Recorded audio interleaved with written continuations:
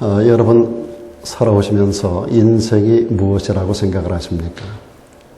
여기 오래 사신 분도 계시고 한참 젊은 분들도 계십니다만 인생이 무엇이다라고 나름대로 정의를 하고 있을 것입니다.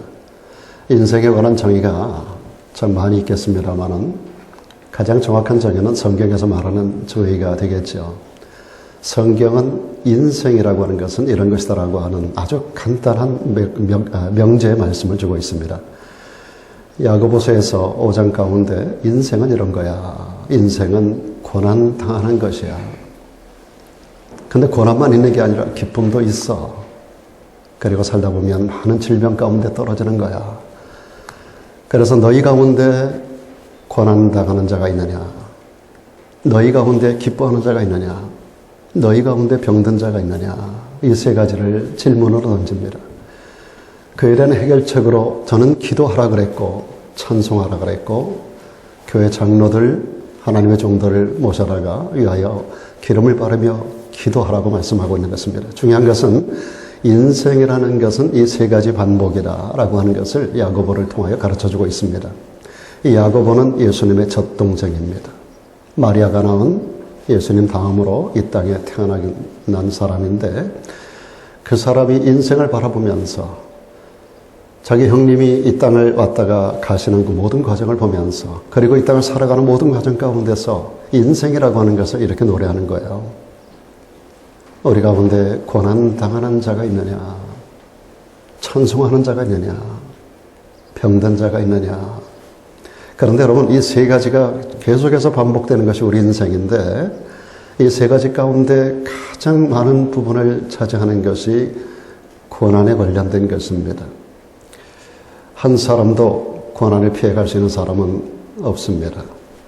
누구도 고난 가운데 떨어지지 않는 사람은 아무도 없습니다. 그것이 육체의 고난이 됐든 영적인 고난이 됐든 환경의 고난이 됐든 가깝게 하는 부부관계에서부터 자녀를 양육하면서 그리고 이 땅을 살아가는 과정에서 수많은 고난 가운데 우리 인생은 떨어지게 되어 있습니다. 소위 불교에서는 108번뇌를 통하여 오는 고해라고 하는 말을 씁니다. 말 그대로 고해, 고난의 바닥인 것이죠. 고난과 고통의 바닥 가운데 우리 인생은 108가지 번뇌 가운데서 고통 가운데 살아가는 존재라고 그렇게 정의합니다만 어찌됐든지 성경에서 말하는 이 정의 가운데 가장 많은 퍼센테이지를 차지하는 것이 인생의 고난이라고 하는 것입니다. 심리학자들은 가장 일반적인 고난, 그러면서도 견디기 어려운 세 가지 고난을 첫째는 죽음이라고 말합니다. 그리고 또 한 가지는 이별이라고 말하고 또 한 가지는 고독이라고 말합니다. 죽음과 이별과 고독은 한 사람도 예외 없이 모든 사람에게 다가오는 것입니다. 그래서 심리학자들이 말하는 가장 보편적인 그러면서도 누구에게나 다가오는 그러면서도 누구도 피할 수 없는 견디기 어려운 고난이 죽음이고 이별이고 고독함이라고 하는 것입니다. 사랑했던 사람이 죽게 될 경우 그래서 이별하게 될 때 우리는 큰 충격을 받게 되는 것이죠. 얼마 전에 LA 한 신문 가운데 제가 보니까 LA 한 신문의 광고성 기사에 웃지 못할 한 줄의 광고가 실린 걸 보았습니다. 어떤 내용인가 하면 나에게 전화하시는 분에게 $10를 드리겠습니다. 나에게 전화하시는 분 누구에게든지 $10를 드리겠습니다. 얼마나 고독했으면 이와 같은 광고성 내용을 신문에 올렸을까? 나 고독합니다. 10명도 좋고 100명도 좋고 모든 사람에게 전화만 주시면 내가 10불씩을 보내드리겠습니다. 사랑 여러분, 현대인은 고독이라고 하는 심각한 질병 가운데 떨어지고 있는 것입니다. 여러분 초대 예루살렘 교회 성도들에게 있어서도 이 세 가지 고난이 있었던 것을 오늘 말씀 가운데 찾아볼 수 있습니다. 그 한 가지가 죽음에 관련된 것인데 스데반의 죽음이었습니다. 우리가 지난 주간에 스데반에 대해서 함께 나눴습니다마는 스데반은 예루살렘 교회 가운데서 가장 중요한 자산이었습니다. 예루살렘의 수많은 혹은 수십만의 성도 가운데 그들 평신도들을 대표할 수 있는 훌륭한 인격을 가지고 있었고 훌륭한 영성을 가지고 있었고 탁월한 능력을 행사했고 탁월하게 하나님 앞에 쓰임받는 인정된 지도자였었습니다. 초대교회의 가장 중요한 자산이었던 것이죠. 그런데 여러분 한번 생각을 해보세요. 초대교회 예루살렘 교회는 이제 막 태동한 교회입니다. 주님 부활하시고 승천하시고 열흘 만에 성령을 보내주셨어요. 부활하시고 40일 더 계시고 승천하시고 열흘 만에 소위 오순절 50일 되는 날 주님께서 이 땅에 성령을 보내주셨어요. 성령을 보내주심으로 시작된 것이 마가다락방의 교회가 시작이 된 겁니다. 교회는 예수님이 계시고 성령 계시고 믿는 자가 모일 때 교회가 되는데 최초의 교회가 출애굽기 가운데 보면 이스라엘 백성들이 출애굽하는 가운데 광야교회라는 단어가 기록되고 있는데 그것은 교회 개념이 아닙니다. 성경에서 말하는 교회 개념은 이 세 종류가 있어야 되는데 최초로 세워진 교회, 예루살렘 교회. 이 예루살렘 교회는 이제 막 태동한 교회예요. 유년기의 어린아이 같은 교회예요. 이런 교회에는 아주 훌륭한 인물들이 많이 필요합니다. 그런데 그런 가운데 가장 위대했던 하나님의 사람, 평신도 지도자였었던 스데반이 죽음을 당합니다. 죽음에 대해서는 우리가 지난 주간에 자세히 말씀드렸습니다만은 그 죽음은 교회로서는 뼈아픈 손실이었던 것이지요. 그런데 오늘 본문은 이렇게 시작이 되고 있습니다. 죽음과 맞물리는 스데반의 죽음을 장식하는 마지막 부분, 우리가 지난 주간에 이 부분까지 말씀을 끊었습니다마는 사울이라고 하는 인물을 등장시키고 있습니다. 사울이 그의 죽임당함을 마땅히 여기더라. 폭도들이 스데반을 둘러싸고 돌로 치고 씩씩거리는 이 사람들이 저고리를 벗어서 사울이라고 하는 젊은이 청년의 발 아래다가 저고리를 두었는데 이 모든 것들을 맡았다고 하는 것은 돌로 치는 일을 지도했던 사람입니다. 스데반을 죽이는 일을 지휘했던 사람, 그가 바로 사울이라고 하는 청년인데 사울이 그의 죽임당함을, 스데반의 죽임당함을 마땅히 여겼다. 오늘 같은 한 절 안에서 두 사람의 인물을, 한 사람은 가고 한 사람을 등장시키는 걸 볼 수 있어요. 스데반을 대신하여 사울이라고 하는 인물이 새로운 인물로 떠오르는 것을 오늘 사도행전 기자 의사 누가는 이 부분을 놓치지 않고 있습니다.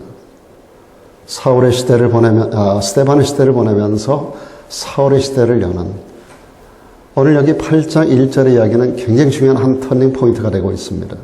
스데반의 역사가 7장 마지막에 막을 내리고 그러면서 스데반 대신에 등장하는 새로운 인물로 사울이라는 인물을 등장시키는 거예요. 소위 말하는 바울이라고 하는 인물의 역사가 새롭게 시작되는 걸 볼 수 있습니다. 스데반의 역사의 퇴장은 사울이라고 하는, 바울이라고 하는 새로운 인물의 등장으로 대치되고 있는 것을 8장 1절은 던지고 있는 것입니다. 그리고 2절에 이어서 보면 스데반을 경건한 사람들이 그 시신을 모셔다가 장사를 지내고 너무 슬픈 거예요. 그래서 그들이 크게 우는 장면이 기록되고 있습니다. 스데반의 죽음은 초대교회 엄청난 충격이었고 뼈아픈 교회의 손실이었던 것이죠. 그러나 그로 인해서 스데반이 있었던 그 자리에 그보다도 위대한 역사를 감당했었던, 전하 인류 역사의 가장 위대한 성경적 역사와 성경의 뼈대와 기독교의 뼈대와 교리들을 체계를 만들어냈었던 한 위대한 하나님의 사람 바울이라고 하는 사람, 오늘 이 바울이 그 자리를 대신하게 되었다라는 사실을 말해주고 있습니다. 그렇다면 스데반의 죽음은 결코 불행한 사건으로만 결론 지을 수는 없는 겁니다. 스데반의 죽음은 결국은 헛된 죽음이 아니었다라고 하는 것입니다. 결국 하나님은 당신께서 말씀하신 대로 하나님은 모든 것을 합력하여 선을 이루시는 분이라고 하는, 선을 이루는 하나님의 섭리가 이루어지는 그런 역사적인 현장이었다라고 말할 수 있는 것입니다. 초기 예루살렘 교회에 있어서의 두 번째 고난은 이별입니다. 교인들 간에 이별하는 일들이 일어나게 됩니다. 오늘 1절 하반절에 이어서 보면 그날에 예루살렘에 있는 교회에 큰 핍박이 일어납니다. 사도 외에 다 유대와 사마리아 모든 땅으로 오늘 사도행전 누가가 기록한 것은 흩어졌다고 말하고 있지만 사실 이것은 도망간 겁니다. 죽음을 피하고 핍박을 피하고 어쩌면 나도 죽을 수 있다라고 하는 위기의식 속에서 저렇게 교인들이 신앙을 포기하지 않는 한, 신앙을 포기하지 않는 한 자기들에게도 죽음이 올 수 있다라고 하는 이 역사적인 사실 앞에서 그들은 흩어진 게 아니라 도망을 간 겁니다. 그것을 누가는 흩어졌다고 기록을 하고 있는 것입니다. 그런데 놀라운 사실이 4절에 연결됩니다. 그들이 흩어져서 도망을 간 것 같은데 그들이 다니면서 했던 일이 기록되고 있어요. 그 흩어진 사람들이 두루 다니며 복음의 말씀을 전했다고 기록하고 있습니다. 이 박해 때문에 뿔뿔이 흩어진 사람들이 어떤 구석에 모여가지고 숨어 있었던 게 아니라 두루 다니며 복음을 전하는 메신저로 역할을, 전도인의 역할을 또한 감당했었던 것이죠. 여러분, 주님께서 승천하시면서 당부한 게 뭡니까? 뭐라고 말씀하셨어요? 오직 성령이 너에게 임하실 것이다. 그러면 교회가 세워질 것이다. 그리고 교인들이 폭발적으로 확장될 것이다. 그들은 가만히 모여있는 것이 아니라 성령이 너에게 임하시면 권능을 받고, 그리고 너희가 예루살렘에서 시작된 이 복음이 유대 땅으로 사마리아를 넘어서 땅끝까지 이르러 내 증인으로 흩어지게 될 것이라고 하는 것을 말씀을 이미 해주셨던 것이에요. 사랑하는 여러분, 박해가 있기 전까지 예루살렘 교인들은 예루살렘을 떠나지 않았습니다. 그들은 똘똘똘똘 뭉쳐 있었어요. 왜 그랬을까요? 이유는 간단합니다. 전도를 통하여 오는 위험을 그들이 감수하고 싶지가 않았던 거예요. 전도에 수반되는 짐을 지고 싶지가 않았던 거예요. 전도에 수반되는 고통을 당하고 싶지 않았던 거예요. 우리끼리만 똘똘똘똘 뭉쳐서 신앙생활 잘하면 되지 않느냐라는 생각을 가지고 있었던 거예요. 여러분도 전도하면 느꼈겠습니다만은 전도하다 보면 사람들에게 싫은 소리를 듣습니다. 원치 않는 가운데 혹은 같지 않은 어떤 사람들에게도 우리가 때로는 자존심을 상할 때가 있고 그들 앞에 머리를 숙여야 될 때가 있어요. 여기까지 감정이 북받쳐 올라오는데 그 말을 해서는 안 되는 상황 가운데 처할 때가 가끔 있어요. 정말 사람 같지도 않은 사람에게 내가 이 복음을 전해야 되나, 이 값비싼 복음을 이런 천한 사람에게 내가 전해야 되나라고 하는 그런 감정이 안에서 북받쳐 올라올 때가 있어요. 때로 어떤 사람들에게는 그렇습니다. 그러면서도 내 감정을 눌러야 되고 자존심을 꺾어야 되고 그들에게 원치 않는 손가락질을 당하기도 하고 오지 말라고 하는 제지를 당하기도 하고, 여러분도 아마 그런 경험들이 있었을지 모르겠습니다. 그래서 전도하다 보면 많은 좌절이 있고 아픔이 있는 거예요. 이 초대교회 교인들이 이걸 알아요. 더군다나 이 시대는 죽음이라고 하는 위기 앞에 설 수 있어요. 예수님이 자기들이 보는 앞에 돌아가셨죠. 스데반도 죽죠. 그리고 초대교회 교인들 가운데 성경에 기록되지 않은 많은 사람들이 끌려가서 고난을 당하고 죽음 당하는 12제자 가운데 안드레 같은 경우 목이 잘려 순교를 당하는 그 역사의 현장들을 그들이 보는 거예요. 베드로도 끌려가가지고 죽음 직전에 천사들이 구하는 이런 모든 현장들을 보면서 아무도 그런 일을 하고 싶지가 않은 거예요. 그냥 우리끼리만 똘똘 뭉쳐서 즐겁고 기쁘게 예수 믿다가 천국까지, 교회는 시간이 지나면 자연스럽게 하나님 보내주실걸, 뭐 이런 생각들을 주로 가지고 있었던 것 같습니다. 아마 대부분의 교회가 일반적인 성도들의 이 의식이 다 그럴 거예요. 나만 예수 믿으면 되지. 이런 초대교회 하나님은 스데반의 죽음이라고 하는 폭탄을 던지셨어요. 그리고 이날의 무서운 박해라고 하는 하나님 원자폭탄을 터뜨렸어요. 예루살렘에. 그곳에서 머물지 못하도록 다 도망갈 수밖에 없는, 뿔뿔이 흩어질 수밖에 없는 현장에 있으면 그들이 폭탄을 맞든지 원자폭탄의 죽음을 당하든지 그럴 수밖에 없는 환경으로 하나님 몰아간 거예요. 여러분, 7장까지 내용을 보면 한 사람도 흩어져 전도하고 다니질 않아요. 8장에 와서 비로소 하나님 흩어버려요. 그날에 예루살렘에 무서운 핍박이 오면서 그들이 전 세계로, 예루살렘에서 유대로 사마리아로 땅끝까지 흩어지는 이런 역사를 하나님이 만들어 주시는 것입니다. 그런데 오늘 본문을 자세히 보면 두 가지 놀라운 사실을 발견할 수 있습니다. 1절을 하반절을 다시 한번 보시면 그날에 예루살렘에 있는 교회에 큰 핍박이 나서 사도 외에는 다 유대와 사마리아 모든 땅으로 흩어진지라 그랬습니다. 주님이 말씀하신 그대로입니다. 성령이 너에게 임하시면 너희가 권능을 받고 예루살렘에서 유대로 사마리아로 땅끝까지 이르러 내 증인이 되리라. 그들이 유대로 사마리아로 모든 땅끝으로 흩어졌다라고 말씀해주고 있는 것입니다. 그리고 나서 4절의 말씀을 또 다시 보면 그들이 두루 다니며 복음의 말씀을 전하고 다니는 것을 볼 수 있습니다. 참 놀라운 변화의 모습을 보여주고 있는 것이지요. 그리고 발견되는 또 하나의 사실이 있습니다. 그들이 흩어지고 있는데 여기 중요하게 기록된 것이 뭐예요? 사도 외에는. 사도들은 그 땅에 남고 그리고 모든 사람들 아마도 수십만의 성도들이 전 세계로 유대로 사마리아로 땅끝까지 전부 다 흩어졌습니다. 사도들이 남고 그들은 흩어졌어요. 사도들이 함께 간 게 아니에요.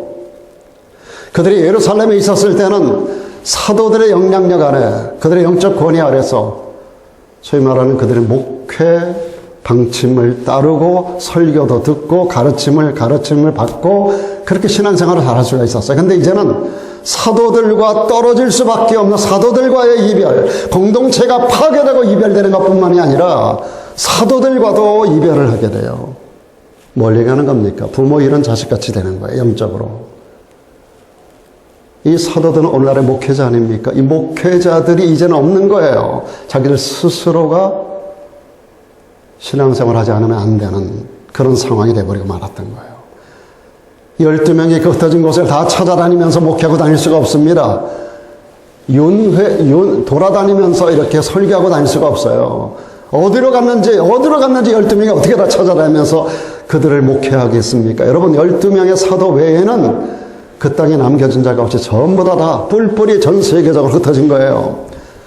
그들은 부모 잃은 고아처럼 그러나 자립하지 않으면 안 되는, 그래서 이제부터는 혹독하게 자신들을 쳐서 하나님 앞에 복종할 뿐만 아니라 스스로 성장하지 않으면 안 되는 그런 영적인 운명 앞에 그들이 서게 된 것입니다. 다시 말해 영적으로 자립하지 않으면 안 되는 거예요. 여러분 어린아이들은 성장하면서 자립하는 걸 배워가야 됩니다. 언제나 부모 밑에 있어서는 안 되는 거예요. 때가 되면 부모를 떠나가야 되는 거예요. 이제는 스스로 자립하고 스스로 서가야 하는 것입니다. 그러므로 이 흩어짐은 하나님께서 초대교회의 성도 한 사람 한 사람을 든든히 세우시기 위한 훈련하시는 특별한 섭리의 현장이었다라고 하는 것입니다. 하나님의 섭리는 때로 가혹할 수 있지만 그러나 그 섭리를 이뤄나가는 과정에서 더 놀라운 일들을 이뤄나갈 수 있는 우리의 삶으로 이끌어 가신다라는 사실이에요. 또 한 가지 본문 가운데 초기 예루살렘 교인들에게서 발견되는 고난은 아까 말씀드린 첫 번째 뭐라 그랬죠? 두 번째 죽음과 이별과 세 번째는 뭐예요? 고독입니다. 고독. 그 대표적인 인물로 등장하는 인물이 사도행전 8장 보면 빌립이라는 집사님이 나와요. 6장 가운데 예루살렘 교회가 7명의 안수 집사를 선택할 때 그 중에 선택된 자 중에 하나가 빌립이라고 하는 집사님이었어요. 스데반 집사님을 필두로 하는 7명의 집사 이름이 쭉 나오는데 그 중에 한 사람이 빌립이에요. 이 빌립 집사는 참 훌륭한 인물이었어요. 4명의 딸이 있었고 전부 예언하는 자였었고 하나님 앞에 크게 쓰임받는 그런 문종을 이루었었던 그런 가정이었었는데 이 빌립 집사가 대표적인 오늘 본문의 고독의 현장 가운데 던져진 사람입니다. 여러분 오늘 말씀 5절과 6절에 보면 이런 말씀이 있어요. 빌립이 사마리아 성으로 갑니다. 그런데 그리스도를 백성에게 가서 전파하는데 여러분 예루살렘에서 유대로 사마리아로 가잖아요. 사마리아로 가가지고 거기서 복음을 전하는데 거기서 기적을 행하고 표적을 보이고 하나님의 말씀 복음을 증거하는 가운데 수많은 사람들이 빌립 집사님을 쫓았어요. 그는 사도적인 권능을 가진 것도 아니에요. 그러나 초대교회 평신도를 대표하는 위대한 인물로서 그가 사마리아로 가서 뿔뿔이 흩어진 자 가운데 그는 사마리아로 간 거예요. 거기 가서 복음을 전하고 그리고 수많은 표적을 일으키는 과정 속에서 그 지역에 수많은 사람들이 그를 쫓았어요. 그를 따랐어요. 그 가운데 존경을 받고 사랑을 받고 칭송을 받고 사람들이 폭발적으로 늘어나기를 시작하는 거예요. 그런데 이어지는 말씀 가운데 오늘 본문은 8절까지 우리가 끊었습니다만 26절로 넘어가면 이런 말씀이 나와요. 주의 사자가 빌립을 남으로 향하는 예루살렘에서 가사로 이 가사는 블레셋이 있는 지역이에요. 그 예루살렘에서 블레셋이 있는 지역 쪽으로 가라는 거예요. 그 길이 광야길입니다. 예루살렘이 산중에 있는 산상에 있는 큰 도성이고 거기서 가사라고 하는 지역 지중해 쪽으로 내려가는 그 과정이 전체 그 광야길입니다. 이 광야로 가라는 겁니다. 갑자기 성령께서 그에게 역사하고 하나님의 사자가 그를 이끌어 광야로 밀어내는 거예요. 아니 사마리아 있으면 좋았을 텐데 그동안에도 표적을 일으키고 놀라운 하나님의 말씀 가운데 놀라운 하나님의 역사가 나타나고 수많은 사람들이 그를 칭송하고 사랑받고 대우받고 너무 좋을 것 같은데 하나님은 빌립 집사님을 어떻게 해요? 광야로 밀어내는 겁니다. 광야는 사람이 없는 곳입니다. 광야는 고난의 현장입니다. 성경에서 나타나는 광야는 고난으로 대치될 수 있는 단어입니다. 왜 하나님께서 이 빌립 집사를 광야로 몰아내셨을까요? 하나님이 하시고자 하는 일을 하나님의 섭리를 이루게 하기 위함입니다. 광야에서 빌립은 하나님의 예비한 사람 한 사람을 만납니다. 그가 에디오피아에서 올라온 넷이었습니다. 이 사람은 에디오피아 여왕 간다게라고 하는 그 여왕의 국고를 맡은 큰 권세를 가진 사람입니다. 재무부 장관이었었어요. 빌립은 성령의 인도를 따라서 이 에디오피아 넷에게로 가까이 나아갑니다. 성령이 그에게 말씀합니다. 저에게로 가까이 가라. 가보니까 그가 이사야 53장의 말씀을 읽고 있는 거예요. 그가 찔림은 상함은 채찍에 맞아. 이 부분을 읽어나가는데 이게 도대체 무슨 소리인지 알 수 없고 그냥 읽어나가는 거예요. 두루마리를 쭉 읽어나가는 거예요. 예루살렘에 와서 예배하고 돌아가면서 두루마리 하나를 돈 주고 산 거예요. 사가지고 내려가면서 쭉 펼치고 병거 위에서 쭉 읽어나가는데 하나님의 성령께서 빌립 집사에게 그에게 가까이 가라 그랬어요. 가보니까 쭉 그가 낭독하는 게 빌립 집사는 내용을 알고 있는 거예요. 그래서 가가지고 이게 당신이 읽고 있는 게 무슨 뜻인지 아느냐? 가르쳐주는 자가 없는데 내가 이걸 어떻게 알 수 있겠느냐? 그대가 알면 좀 와서 얘기 좀 해달라고. 그래서 빌립 집사를 병가에 올려요. 빌립 집사가 올라가서 이것이 어떻게 되고 이 이사야의 예언의 말씀이 700년 동안에 어떻게 이 시대 가운데 이루어졌는지 그 주인공이 바로 예수 그리스도고 그분의 찔림이 그분의 상함이 당신의 구원이고 인류의 구원을 위한 주님의 십자가 사건을 그에게 잘 설명을 해줍니다. 그날에 에디오피아 넷이가 주님을 만나요. 주님을 영접해요. 예수를 믿어요. 구원을 받아요. 나 주님 앞에 물이 흐르고 있어요. 물이 있으니 내가 침례받기를 왜 거부하겠는가. 그래서 빌립 집사님이 그를 데리고 내려가서 거기서 침례를 줘요. Into the water, out the water. 그래서 그들이 함께 더불어 그 성경에 그렇게 해서 영어 성경 그렇게 분명히 기록되고 있습니다. Into the water, out of the water. 예수 그리스도도 마찬가지로 세례하는 게 아니라 침례를 받으신 거예요. 잠길침, baptism, 침례를 받은 거예요. 침례를 받고 올라와서 성령이 또다시 빌립 집사를 따른 것으로 몰아갑니다. 그리고 흔히 혼자 에디오피아 내시는 자기 길로 자기 고향으로 가요. 에디오피아는 아프리카 땅 중에 하나입니다. 이 이후에 이 내시가 어떤 일을 했을까를 상상이 되십니까? 지나간 기독교 2000년 역사의 에디오피아라는 이 지역은 아프리카 지역에서 가장 기독교를 빨리 받아들였고 가장 기독교가 융성했었던 땅이 에디오피아입니다.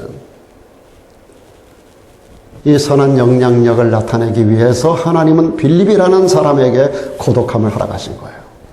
하나님이 하시는 일은 우리가 당장 섭리를 알 수 없지만 역사를 두고 보면 이래서 하나님이 이렇게 하시는가. 때로 우리에게 고난, 우리에게 고독, 우리에게 고통을 주지만 그러나 이것을 통하여 하나님의 섭리를 이뤄나가는 한 과정에서 우리들에게 그 일들을 허락해 주신다는 사실이에요. 여러분 오늘까지 살아오는 여러분 인생 가운데서 고난을 경험해 봤을 거예요. 왜 이런 이별의 아픔을 내게도 주시나? 왜 이런 광야를 나에게 허락하시나? 왜 이런 길을 가나? 나 저기서 잘 살 수 있는데 사마리아가 나에게 좋았는데 왜 나에게 광야길로 나를 인도해 가시는가? 그가 광야길로 간 것은 자기의 의지가 아니었어요. 주의 천사가, 주의 사자가, 그리고 하나님의 성령이 그를 밀어내는 거예요. 거기에는 하나님의 예비한 것이 있었어요. 그것을 통하여 하나님이 원하시는 일은 한 사람만의 변화가 아닌 그를 통하여 한 국가의 변화를 하나님께서 이루기 위한 도구로 그를 사용하셨다라고 하는 놀라운 하나님의 섭리를 이루게 되었던 것이죠. 사랑하는 여러분, 우리 그리스도인들이 당하는 모든 고난에는 이유가 있는 겁니다. 하나님의 경륜이 있는 겁니다. 성경은 분명히 전제하고 있습니다.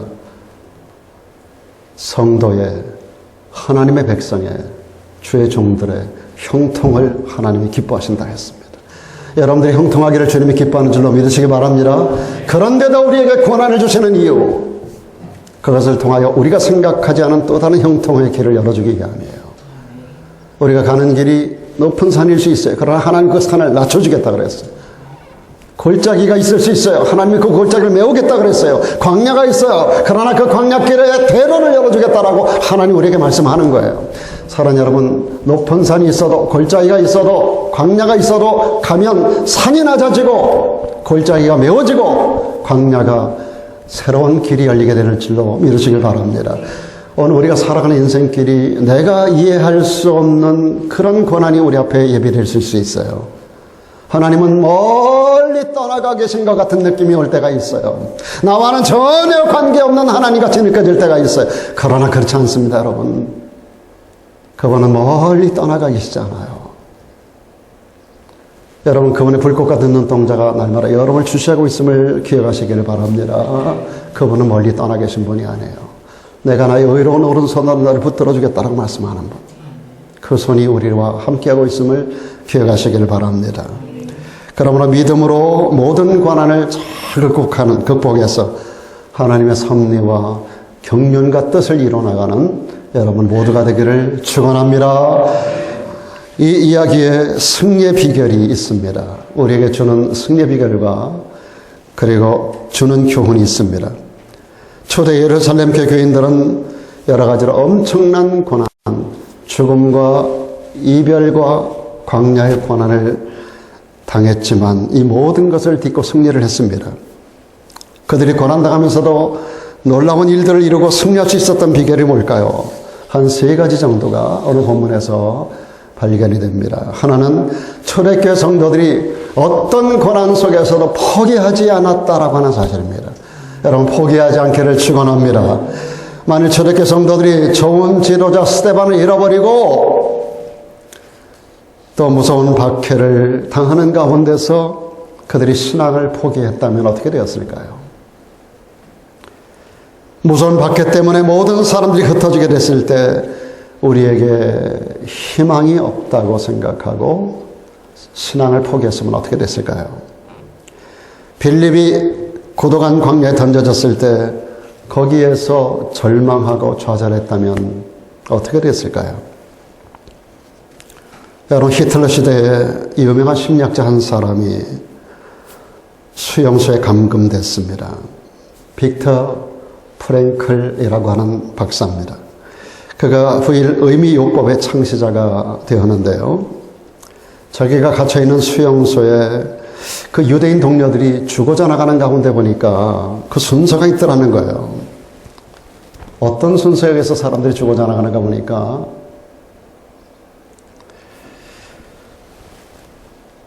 한마디로 말하면 인생을 포기한 사람, 의욕을 상실한 사람 순으로 사람들이 죽어져 나가더라는 거예요.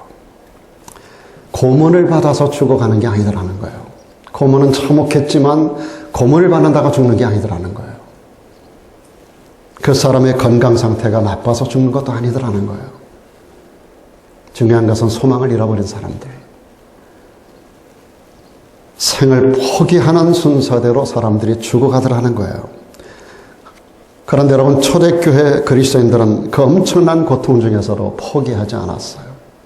죽음이 있었고 이별이 있었고 광야가 있었지만 이런 고통 가운데서도 그들은 포기하지 않았다는 거예요. 혹시 여러분에게도 어느 날 인생의 먹장구름이 여러분을 덮은 그런 사람들이 있을 것입니다. 지금 여러분이 멀쩡하게 앉아 있는 것 같아도 여러분 가운데 인생의 어려운 고난이 분명히 있는 분들이 여기 앉아 계세요. 고난이 없는 사람은 없는 거예요. 그것이 어떤 경중, 어떤 크기, 어떤 무게를 가지고 우리를 짓누르는가의 차이가 있을 뿐이지, 우리 개인과 자녀들과 우리의 삶을 돌아볼 때, 우리의 사업과 인생과 우리 모든 경영을 돌아볼 때 고난이 없는 사람은 아무도 없습니다.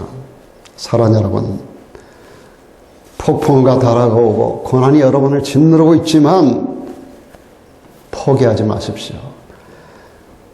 여러분, 성경의 원리 가운데 하나님이 못하시는 거 하나가 있어요. 우리 마음이 무너지면 하나님도 우리를 일으켜 세워주지 못한다는 거예요. 하나님이 우리를 축복하고 도와주려고 애를 쓰시는데 우리가 마음이 무너지고 절망해버리면 하나님의 도움이 우리에게 오지 못한다는 거예요. 이거 우리가 알아야 돼. 여러분, 내가 마음이 무너지면 하나님도 우리를 도와주실 수가 없어요. 어떤 절망적 환경 속에서는 믿음을 가지고 다시 일어서는 여러분 되기를 축복합니다. 여러분, 포기하지 마세요. 자녀 때문에 포기하지 말고, 사업 때문에 포기하지 말고, 건강 무너졌다고 포기하지 말고, 인생이 어렵다고 포기하지 마세요. 아무리 남편이 미워도, 아내가 미워도, 자식이 아무리 못되게 굴어도 포기하지 마세요. 여러분이 포기하면 하나님도 손을 놓습니다. 그게 프랭클 박사가 발견한 삶의 원리였던 거예요. 포기하는 자가 먼저 죽더라는 거예요. 하나님이 손을 놓는 거예요. 여러분이 포기하면 하나님이 놔버려요. 포기하지 마세요. 하나님이 강하게 여러분을 낚아채시고 다시 일어서게 되는 날이 올 줄로 믿습니다. 또 한 가지, 초대교회 성도들은 믿음으로 고난을 받아들이는 것을 배웠어요. 오늘 본문에서 발견되는 놀라운 사실이 있습니다. 그들에게 당한 엄청난 고난에도 불구하고 원망하는 자가 없었어요. 불평하지 않았어요. 그들은 그들이 당한 죽음의 고통과 이별의 고통과 고독의 고통을 아마도 이런 자세로 받아들이지 않았을까. 제가 지난밤에 여러 가지를 생각해 봤어요. 아마 이러이러한 자세. 제가 몇 가지 자세를 생각해 봤어요. 어떤 일도 하나님의 뜻이 없이는 허용될 수 없다라는 생각을 갖지 않았을까. 이 상황도 이 고난도 하나님이 허용하신 것이다라고 하는 믿음을 그들이 가졌던 것입니다. 또 이런 생각 해봤어요. 성경의 말씀 그대로입니다. 하나님을 사랑하는 자, 곧 그 뜻대로 부르심을 입은 자들에게는 모든 것이 합력하여 선을 이루게 하신다라고 하는 이 믿음, 이 확증을 그들이 가졌던 거예요. 그리고 또 주님 말씀하신 말씀을 기억했을 거예요. 참새 한 마리도 하나님이 허용하지 않으면, 참새 한 마리도 하나님이 허락하지 아니하시면, 참새 두 마리가 한 아사리온에 팔리는 것을 왜 알지 못하느냐. 이렇게 싸구려, 이렇게 볼품없는, 이렇게 가치 없는 참새 한 마리도 하나님이 허락지 아니하시면 땅에 떨어지지 않는다라고 할 때, 그보다 우리가 얼마나 더 가치 있는 존재인가를 주님 말씀하셨어요. 너희는 얼마나 귀한가 라고 주님 말씀하셨어요. 우리가 이렇게 귀하고 우리를 위하여 당신의 목숨을 내어주시고 피값으로 우리를 사셨다라고 한다면 아마도 그들은 그런 가운데서도 하나님이 허락지 아니하시면 우리는 고통으로 끝나지 않을 것이라고 하는 믿음을 가졌던 것입니다. 그리고 아마도 이 생각하지 않았을까요? 우리를 지키시는 하나님께서는 우리의 머리카락 하나도 다 세심받으시는 하나님이 우리의 상황을 다 알고 계시지 않겠는가? 그런 믿음을 그들이 가졌지 않았을까요? 그리고 우리의 삶과 역사가 하나님의 모든 주권과 계획 속에서 이루어진다라고 하는 그것이 바로 사실이라고 한다면 우리가 당하는 이 모든 고난은 반드시 하나님의 뜻이 있어서 우리에게 허용된 것일 것이라고 하는 그런 믿음이 그들에게 있었을 것입니다. 그리고 이런 생각도 해봤습니다. 우리는 하나님의 뜻 안에서 이 상황을 견디고 버티고 승리하게 될 것이라고 하는 그 굳은 자세로 여러분, 예수를 믿는 것은 사죄의 확신과 구원의 확신만이 아니라고 그랬잖아요. 반드시 승리케 하신다라고 하는, 우리 하나님께서 우리의 길을 인도해 가시고 인도해 가는 가운데 고난이 있지만 반드시 승리케 하신다라고 하는 승리 확신을 가지고 살아가는 것이 신앙이라고 제가 늘 말씀드리잖아요.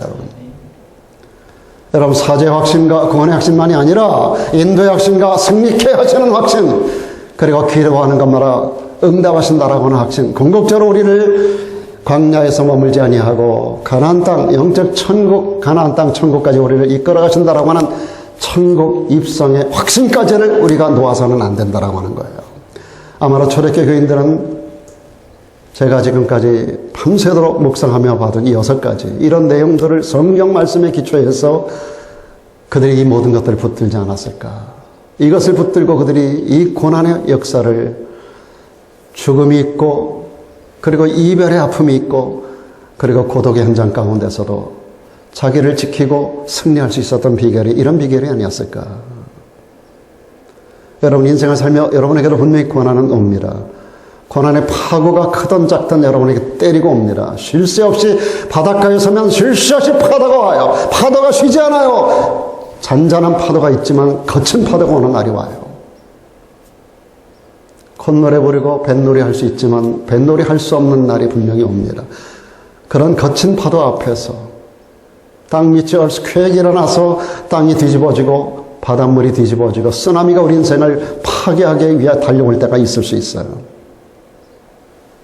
그러나 그 현장 가운데도 오늘 여기 초대교회 성도들이 믿음으로 고난을 받아들였던 것처럼 우리가 받아들이고 이 모든 것 끝에 합력해서 하나님께서 선을 이루실 것에 대한 믿음, 확신을 가지고 승리케 하실 하나님에 대한 믿음을 가지고 우리에게 다가오는 모든 거친 파도를 우리가 헤쳐나가고 승리하는, 여러분, 바닷가에서 뱃속에서 죽겠다라고 소리 지르던 제자들이 문제 해결의 근원을 어디서 찾았습니까? 주무시는 예수님을 깨웠던 것입니다. 주님에게 소망이 있어요. 예수님, 예수님, 선생님, 선생님, 우리가 죽어가는 것을 안 돌아보시나이까? 주님을 깨우고 주님의 역사심을 기대하면서 우리가 허락된 혹은 다가오는 혹은 우리 삶을 파괴하는 영적 쓰나미들을 여러분들이 능히 승리하기를 주 이름으로 축복합니다. 하나 더 마지막으로 초대교회 성도들은 고난 속에서도 주님이 주신 사명에 충실했다라고 하는 사실입니다. 그들은 고난 중에서 지난달 주님께서 명령하셨던 사도행전 1장 8절의 말씀을 붙잡았습니다. 오직 성령이 너희에게 임하시면 너희가 권능을 받고 예루살렘에서 유대로 사마리아로 땅끝까지 이르러 내 증인 될 것이라고 하는 이 말씀, 이것을 늘 기억하고 이 말씀을 붙들었습니다. 그래서 그들은 예루살렘에서 유대로 갔습니다. 사마리아로 갔습니다. 그리고 국경을 넘어섰습니다. 땅끝으로 그들은 흩어졌습니다. 그리고 거기서 이 말씀 그대로 주님의 증인되어 삶을 살아가게 되었던 것이죠.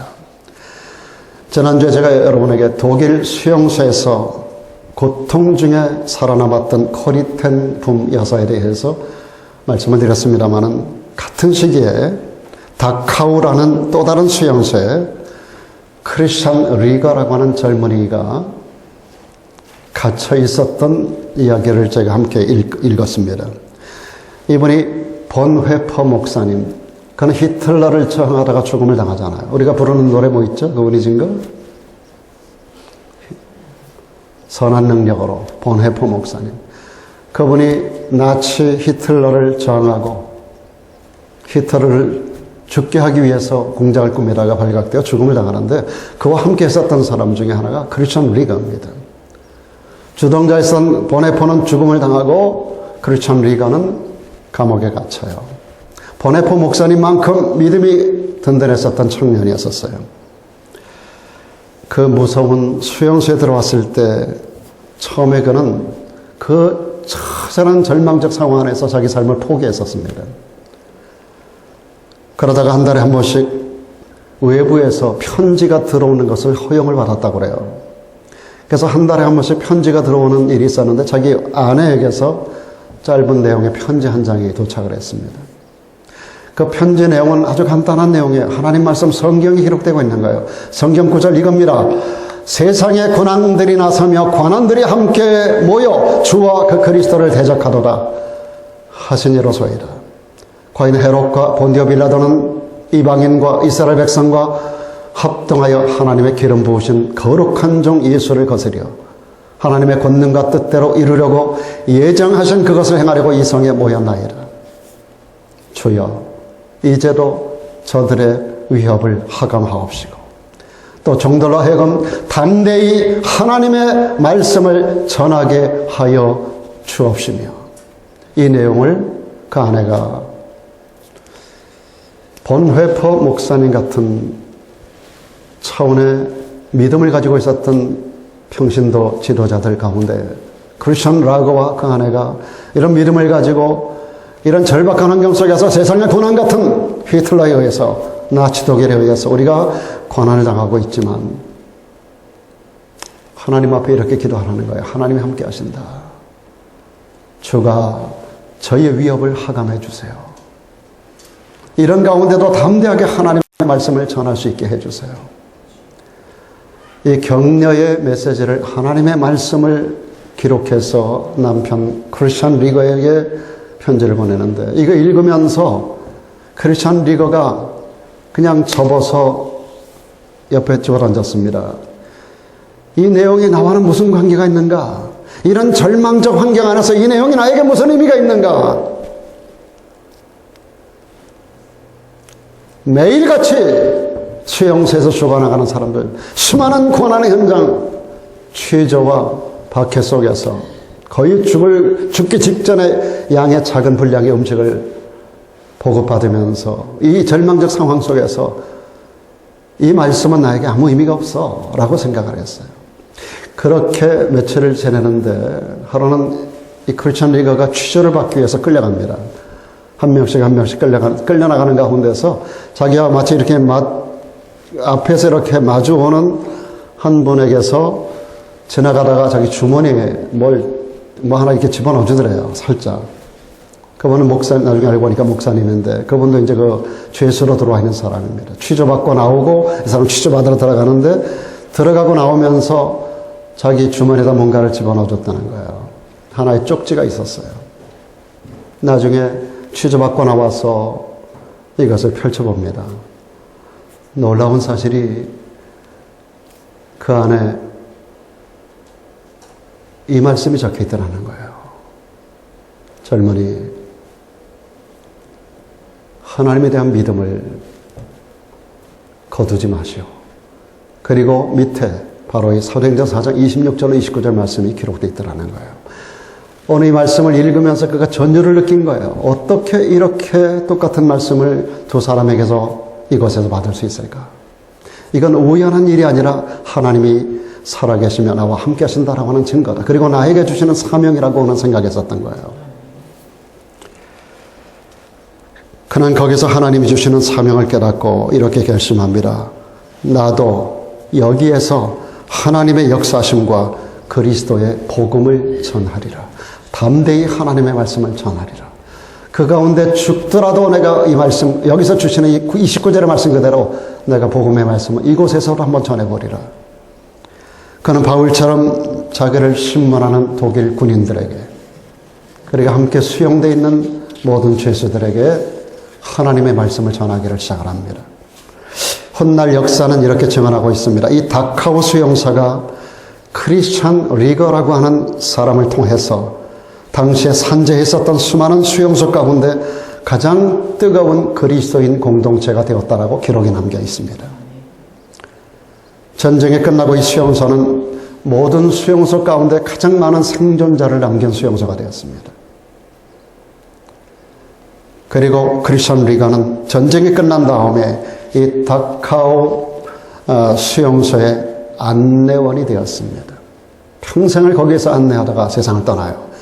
이것을 찾아오는 수많은 전 세계 관광객들에게 수용소에서 일하신 하나님, 수용소에서 역사하신 하나님에 대한 간증을 통하여 복음을 전하는 전도자로 살았다라고 하는 기록이 남아 있습니다. 이 엄청난 기적이 어떻게 가능할 수 있었을까? 한 가지 사실 때문입니다.